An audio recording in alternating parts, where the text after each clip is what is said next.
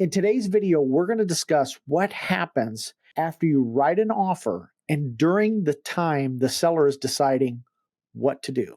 What are some scenarios that you need to be aware of if you're a buyer? And that's the subject of today's video, and we're going to get started right now. Hi, my name is David Matney with Nebraska Realty. I'm a local realtor here in Omaha, Nebraska. Now let's jump into today's topic. When you write an offer to purchase a home, the seller has three options. Number one, they can accept the offer. Two, they can reject the offer. Or three, they can counter the offer. When you write an offer, it's also important to understand that nothing counts until the offer is accepted in writing. And that's required by law, and that's called the statute of frauds. For example, let's say there's a home listed for $250,000. The buyer writes an offer for $240,000. The buyer's agent emails the offer to the listing agent until that offer is accepted in writing by the seller and the listing agent informs the buyer's agent that the offer has been accepted. Then that home is still up for grabs. Many times what will happen is what a listing agent will do when an offer comes in, what they're going to do is they're going to reach out to all of the agents who have shown that home and just say, hey, got an offer in on the property. And if your buyers are interested in submitting an offer, then time is of the essence. Now, what the listing agent is trying to do is trying to generate multiple offers for that seller. During this time, as a buyer, you need to be accessible and have the ability to respond quickly in case of a counteroffer, and here's why. Back to our original example. A home is listed for $250,000. Buyer A offers $240,000.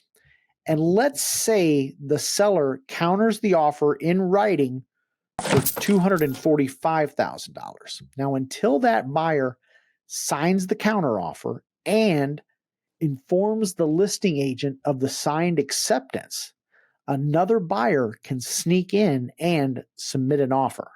What the seller can do is the seller can rescind a counteroffer at any time before the offer is accepted, meaning the seller counters the offer in writing for $245,000. Let's say the buyer dinks around and does not sign right away. Well, another buyer comes along, buyer B, and offers $248,000 and submits that offer in writing. By law, the listing agent has to present all offers. So what the seller can do is the seller can rescind that offer to buyer A for $245,000 by simply calling the buyer's agent and saying the seller rescinds the counteroffer of $245,000. They usually do this by phone, and it is followed by a text, so there's a timestamp. And if you're buyer A, you're ticked off. So here's the lesson. If you're a buyer, you need to sign things quickly. And that's another reason why you want to hire an agent who does this full time. In a fast-moving market, you have to move quickly. Now that the market has slowed, you still need to move quickly because many times it'll be late at night or during the weekend. It's never going to be convenient. Once there is a signed acceptance, meaning there's a meeting of the minds and the buyer and seller agree to terms, then you have a legally binding contract and the deal moves forward to closing.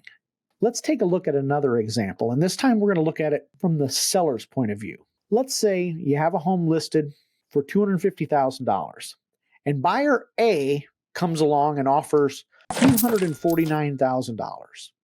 Remember, the seller has three options.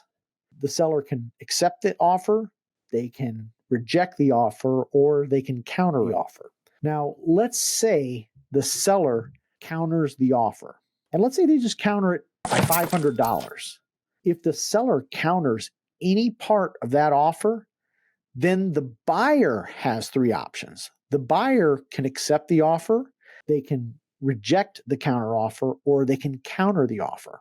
So I have seen where sellers will counter an offer $500, and then the buyer walks away, and then the seller's upset And you got to understand that if you're a seller and you counter an offer, let's say for $500, that's like buying your house back for $500. So you really want to take that into account when an offer is submitted. And you got to also keep this in mind as well. Now, usually in a real estate transaction, there's two people that are unhappy, the buyer and the seller. The buyer thinks they paid too much, and the seller thinks they sold it for too little. And that's usually a sign of a fair transaction.